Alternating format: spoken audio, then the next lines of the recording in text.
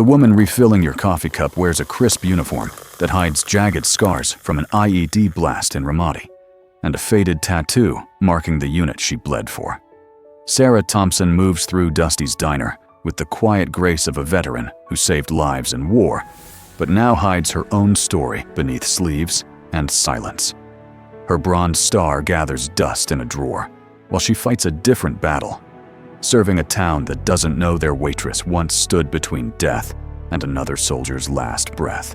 Welcome to Thankful Tales. Together we make their courage live beyond memory. Sunlight spills through the dusty windows of Dusty's diner, casting a warm glow across the worn linoleum floor and faded vinyl booths. The air hums with the scent of fresh coffee and the sizzle of bacon on the griddle, a familiar comfort that's greeted travelers and locals for decades. Tucked on the edge of a small Oklahoma town, Dusty's isn't just a place to eat, it's a heartbeat of the community, where stories unfold and lives intertwine. Sarah Thompson, a 55-year-old waitress, moves between tables with the ease of someone who's done this forever. Her dark hair, streaked with gray, is pulled into a neat ponytail. Her uniform, a crisp white shirt and black pants, is always spotless, though she tugs at her sleeves, hiding something beneath. And she is hiding. Under the fabric, scars snake across her left arm, shoulder, and neck, marks of a life that once teetered on the edge, far from the safety of this little diner. To customers. Though, Sarah's just the waitress who never forgets an order, who brings extra napkins for kids, and knows exactly when to refill your coffee. They don't know her past, her 2 tours in Iraq, or the Purple Heart and Bronze Star tucked away in a drawer at home. They don't know her scars aren't from a kitchen mishap or a car wreck, but from an IED blast near Ramadi in 2006, where she shielded a soldier, saving his life and ending her military career. Sarah chose this. After a medical discharge, she wanted anonymity, to leave the war behind and start over. Here, in this diner, she's just Sarah, not Sergeant Thompson, not the combat medic who pulled soldiers from death's grip. Here, she fades into the background, her heroism tucked beneath her apron. Still, serving breakfast to familiar faces each day, she feels a quiet loneliness. Customers are friendly enough, but there's a distance, a barrier her scars seem to build. She catches whispers, curious glances, but never responds. Instead, she pours herself into her work, finding solace in routine and the small kindnesses she offers. This morning, like always, Sarah's in her element, gliding between tables with steady precision. The diner buzzes with its usual crowd truckers on delivery routes, locals chatting over coffee, and the occasional tourist passing through.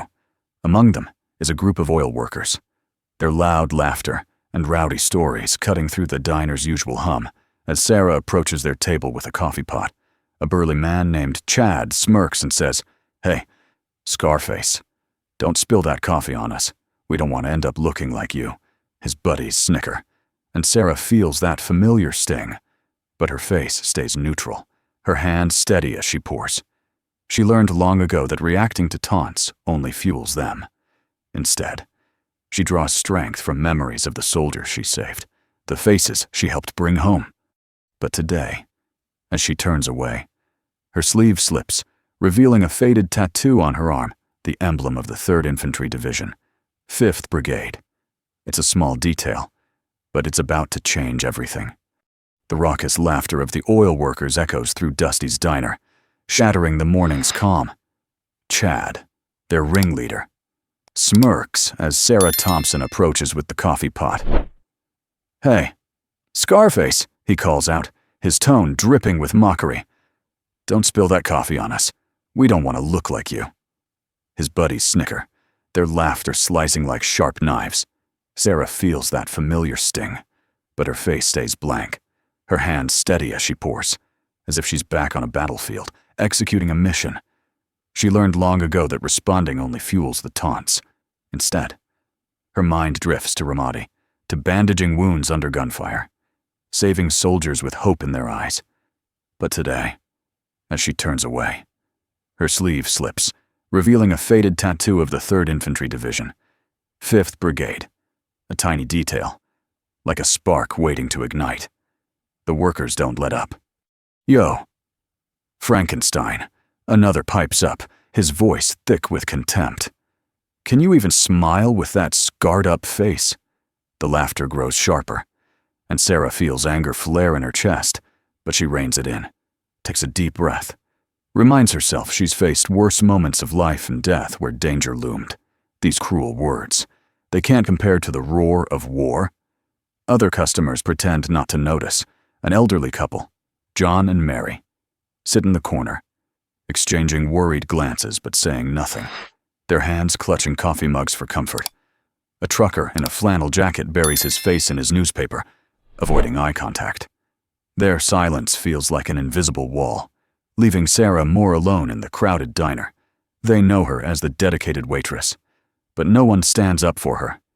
Sarah keeps working, delivering plates of eggs and toast, each step heavier than the last. She thinks of the soldiers she tended to, men with horrific injuries who still smiled in gratitude. They're her strength, anchoring her against the mockery. But the workers don't relent. Hey, can you move faster? Chad sneers. Food's cold 'cause you're so damn slow. Sarah pauses, takes a breath, and turns to their table. I'll bring fresh plates right out, she says, her voice calm, forged from years of military discipline. As she walks away, a boy, maybe 6, looks up from the next table, his eyes clear and curious. Miss, do those scars hurt? He asks, pointing at her arm. Sarah offers a soft smile, her voice gentle.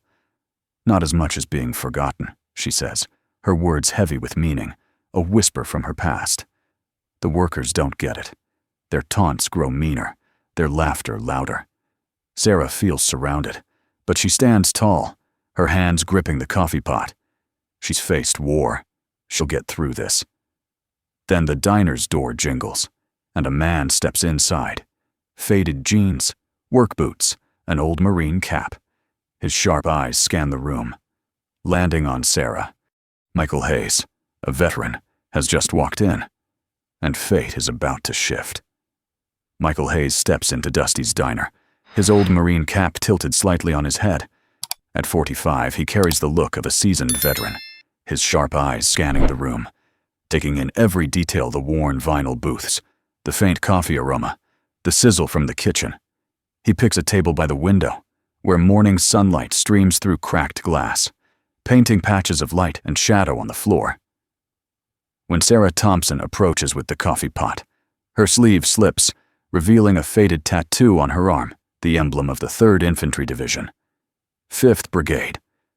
Michael catches his breath, memories flooding back like a tidal wave. That tattoo, he says, voice trembling. 3rd Infantry, 5th Brigade.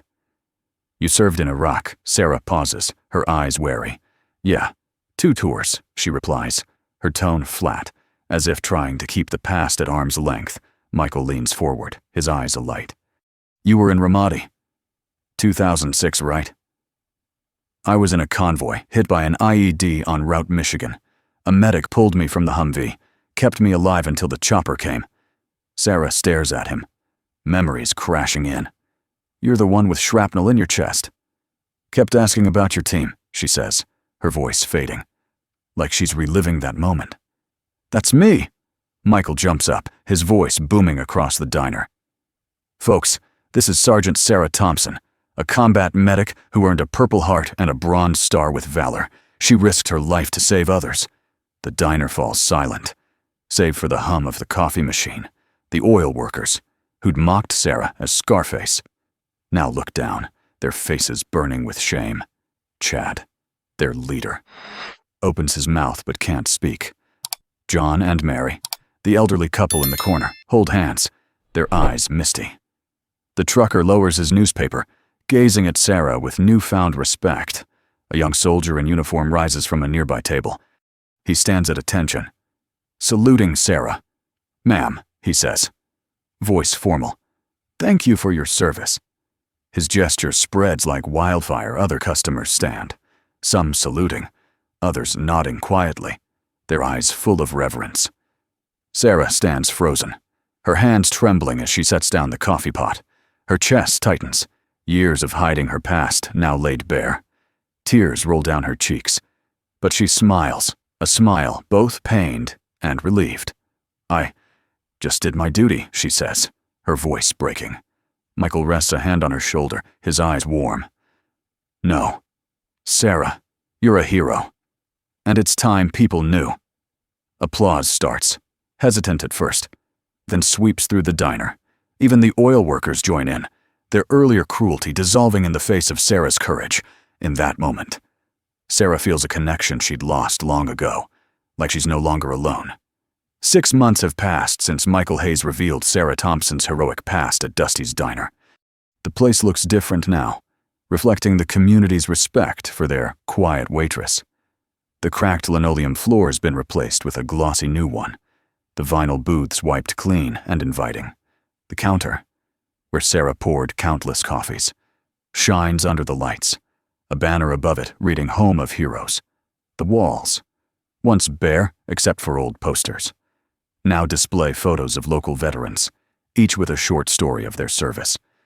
Dusty's has become a haven for veterans, a place to share memories over coffee and pie. Every morning, veterans gather, laughing, swapping tales of their military days. Sarah joins them, listening, sometimes sharing her own stories. She's changed, no longer hiding her scars. She lets them show, badges of her bravery. She started volunteering at the local VA clinic, using her medic skills to help veterans. Sarah guides them through the healthcare system, listens to their painful stories, offers comfort. Her experience bridges the gap between military and civilian life, making her a trusted companion. The oil workers who once mocked her have changed too. Led by Chad, they raised $15,000 for veteran programs. They've volunteered to renovate the VA clinic and join local events, making amends for their past cruelty. Chad, now Sarah's friend, told her, "We were wrong. You showed us to look beyond the surface." One morning, Sarah got a letter from a soldier she saved in Ramadi. It read, "Dear Sarah, I'm the one with shrapnel in my leg from 2006. Because of you, I came home to my family. Gotta live. You're my hero." Tears streamed down Sarah's face as she read it, feeling the deep impact of her service. The letter reminded her she'd made a difference, brought hope to many. Standing in the diner, Sarah looks at the photos on the walls, feeling a connection she'd once lost. She's not alone anymore. The community sees her not just as a waitress, but as a hero. John and Mary, the elderly couple, greet her with warm smiles. The trucker nods with respect when she refills his coffee. Sarah smiles back, her chest lighter, her scars, once a source of shame, are now symbols of courage. Dusty's Diner has become a beacon, warming the hearts of veterans, with Sarah at the center of this change. She's found new purpose, not just in serving coffee, but in giving hope. Looking around at the diner, filled with friends and comrades. Sarah knows her journey's not over, but she's found a new family. Look beyond the surface to find the quiet heroes among us. If you're moved by stories like this, hit that subscribe button on your screen and tap the notification bell.